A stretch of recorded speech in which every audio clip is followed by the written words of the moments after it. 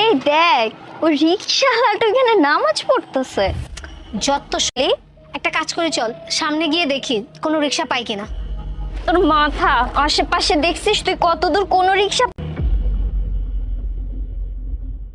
আচ্ছা, ওর নামাজ কখন শেষ হবে বলতো? কি জানি, বলতো নাই। এর যে কতক্ষণ লাগবে। আর এইসব না নাটক, বুঝতে পারছিস, লোক দেখানোর জন্য। না হলে রাস্তাঘাটে কেউ এসে নামাজ। ভাগ্যটা এত খারাপ, আশেপাশে রিক্সা নেই দেখি তো এখানে দাঁড়ায় থাকতে হইতেছে। এত বিরক্ত লাগতেছে, পাটাও ব্যথা করতেছে। আপামনি, আপনারা বোধহয় কোথাও যাইবেন? না, যাব না। তোমার চেহারা দেখার জন্য এতক্ষণ ধরে এখানে দাঁড়িয়ে আছি। ঢং বোঝে না কিছু। আমরা আপনাদের মেলা দেরি হয়ে গেল না? আচ্ছা ওঠেন। হ্যাঁ চলো। আচ্ছা, দেখেছিস একবার? এই রিক্সাওয়ালাটার জন্য আজকে এত লেট হয়। আপা, কিছু মনে করবেন না, আপনাদের দুজনের এখন কথা কইলেন না, কইলেন যে রাস্তার মাঝখানে এইসব কাজকর্ম করি, খাই দেয় কি কোনো কাজকর্ম নাই? দাদা আমারে গালি দিচ্ছেন ভালো কথা, কিন্তু হ্যাঁ, তুই সামান্য একজন রিক্সাওয়ালা, তুই না তোর কাজটা কর, যা।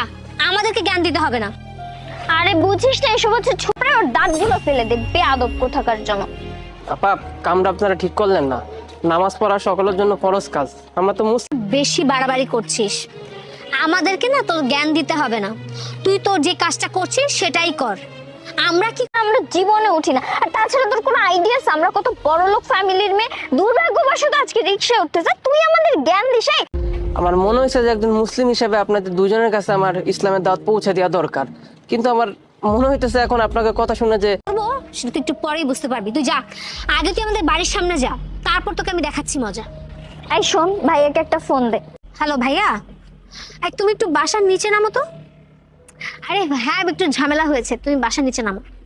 আচ্ছা ঠিক। ছোট লোকের চাপ। এই দাঁড়া। রিক্সায় উঠেছি তখন থেকে আমাদের সাথে বেয়াদবি করা শুরু করেছে, আমাদেরকে বিরক্ত করা শুরু করেছে। তুমি যদি বিশ্বাস না হয় তুমি ইবুকে জিজ্ঞেস করো। ভাই আফরিন কোনো মিথ্যা বলে? আমাদের এটা বুঝেছো ওটা বুঝেছো, কি মনে করো আমরা মূর্খ, আমরা কিছু বুঝি না? আরে আমরা কোন ফ্যামিলিতে বিলং করি ওর কোনো আইডিয়া আছে? আর ভাই তুমি কিচ্ছু কই নাই, বিশ্বাস করেন। আমি আপনারা খুলে কইতেছি, আসলে হইতেছে কি, আমি তো রিক্সা চালাই। মাঝে মধ্যে যখন নামাজের ওয়াক্ত হয়ে যায় মাঠে উল্টা পাল্টা কথা কইতেছিল। পরে আমি নামাজে সালাম ফিরা যখন আপামনি রিডারে রিক্সায় তুললাম, রিক্সায় তোলার পরে আপামনি রিডারে আমি ইসলামের দাওয়াত পৌঁছা দিতেছিলাম। আপনারা দুইটা ভাইয়ের সামনে আমার ছোট করার চেষ্টা করতেছেন। আপনারা মিথ্যা কথা কেন কইতেছেন? কি আমরা মিথ্যে কথা বলতেছি? হ্যাঁ ছোট লোক। ও থাপ্পড়টা ডিজার্ভ করে, ওর মতো এরকম ফুট্টু ইঞ্চি লোকটা না থাপ্পড়ই খায়। আর আফরিন যেটা করছে ঠিকই করছে, আমি ওকে সাপোর্টই করব, কারণ ও হ্যাঁ ভাই, কি হয়েছে আপনি বলেন তো। ভাই আসলে আপনারা তো আমি কিছুক্ষণ আগেও কইলাম, রিক্সা চালাই, দিন মজুর আমি, জগৎ লেগে আসে। তো আমি তো নামাজ পড়তেছিলাম, আমি তো তা করে নিতে পারবো না। পরে এই আপামনি কইলো আমি কোন ওক্তে নামাজ পড়তেছি হয় নাকি এটা জানে না। এর লেগে সালাম ফিরানোর পর আপামনি নিজের যখন রিক্সায় তুলানোর পর আমি তা করে ইসলামের দাওয়াত দিতে শুরু করলাম। কইলাম আপামনি আপনার তো মেয়ে একদিন মরে যাইতে হইব নাকি, কবরে যাওয়ার পর কি জবাব দিবেন? আমি হ্যাঁ করে এই কথাগুলোই বোঝানোর চেষ্টা করতেছিলাম ভাইজান। আর আপামনি আপনি আমার কি করলি তুই? এই মানুষটাকে হাত তুললি কেন? হাত তুললি? এই মানুষটা নামাজ পড়েছে, তোদেরকে দেরি করে নিয়ে আসছে, আর রিক্সায় বসে যাবে আমার ছোট বোনের মধ্যে থেকে। তোমরা এই কাজটা কিভাবে করতে পারলে? আমি মানছি আমরা ওয়েস্টার্ন ফ্যামিলি থেকে বড় হয়েছি, আমাদের বাবা মা আমাদের ইসলামের কোনো তুই আমার মন চাইতেছে তোকে একটা থাপ্পড় দিই, শুধু তোকে না তোমাকে একটা থাপ্পড় দিই। তোমাদের এত বড় সাহস একজন মানুষের সাথে খারাপ। উই আর রিয়েলি সরি, আমরা আসলে বুঝতে পারিনি। এখন বুঝতে পারছি যে আসলে নামাজ কতটা ইম্পর্টেন্ট। ভাই তুমি প্লিজ আমাদেরকে মাফ করে দাও। মাফ আমার কাছে না আছে ওনার কাছে চাও।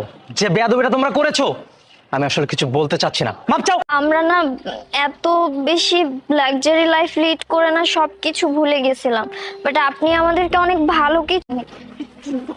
হ্যাঁ ভাইয়া, আপনার সাথে অনেক খারাপ ব্যবহার করেছি, অনেক খারাপ আচরণ করেছি, এগুলো করা একদমই উচিত হয়নি।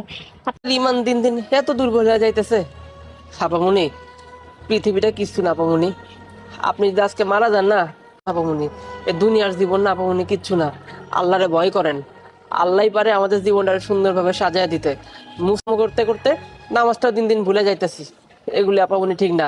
আর ক্ষমা আমার কাছে চাইতে হইব না আপামনি, ক্ষমা যদি চাইতে হয় আর একটু নামাজ পড়া শুরু করেন আপামনি। আপনি তো নামাজ জানেন না, একটু নামাজটা শিখে নিয়েন, আপনার উপকার হইব। আসসালামু আলাইকুম আপা। আপনি কে? আমি আপনাদের দারোয়ানের ছেলে। তো আপনার বাবা কোথায়? আপনি এখানে সাথে সাথে গেট আপ হয়ে দাঁড়াতে হয়? আপামনি আমার ভুল হয়ে গেছে, আমার মাফ করে দেন, এরপর থেকে এরকম ভুল আর হবে না। রাবিশ কোথাকার। আপামনি আমি কি করলাম, আপনি আমার মারলেন কেন? চৌধুরী সাহেবের মেয়ের সাথে কিভাবে কথা বলতে এটা কি তোকে কেউ শিখায়নি?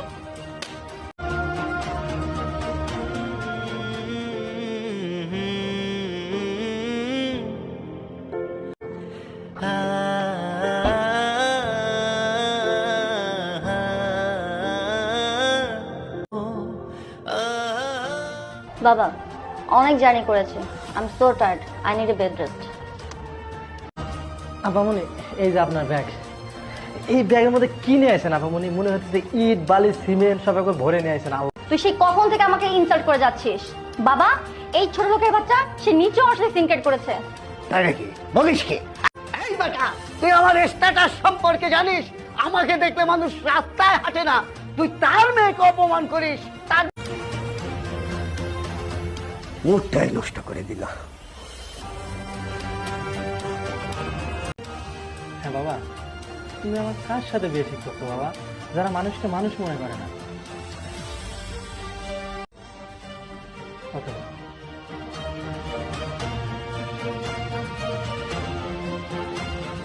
চামচ হবে একটা, চামচ।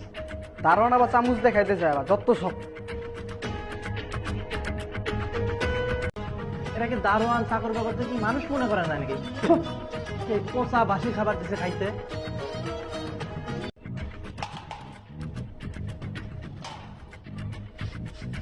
এই দারোয়ানের বাচ্চা, তোর গেট না করে আপনি ভিতরে যাইতে পারবেন না। আমি তোর মালিকের কাছে আসছি।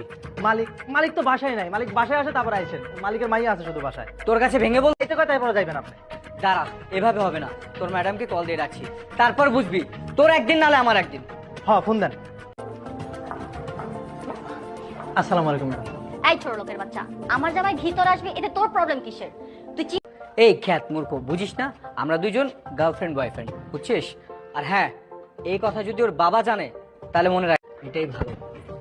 শোন, এই টাকাটা রাখ, কিছু খেয়ে নিস। বেবি চলো।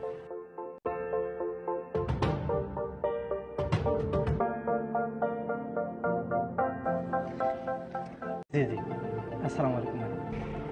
আজকে তোমার অনেক সুন্দর লাগছে। Thank you babe, I want for you. Obviously. Chowdhury সাহেব, এই যে দেখুন আপনার মেয়ের চরিত্র। এরকম একটা দুশ্চরিত্রা মেয়ে আপনি আমার সাথে বিয়ে দিতে চাচ্ছিলেন? কি বলছো তুমি? দারোয়ান না। আর আপনি আমার পরিচয়ের কথা বললেন না? এই শহরের সুনামধন্য কোম্পানি আজাদ গ্রুপ অফ কোম্পানির একমাত্র ছেলে আমি।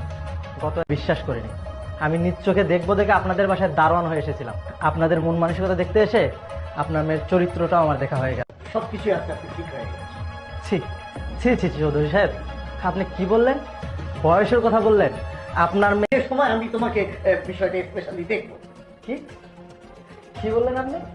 টাকার কথা বললেন, স্পেশাল ভাবে দেখবেন? এটা আমি চাই না।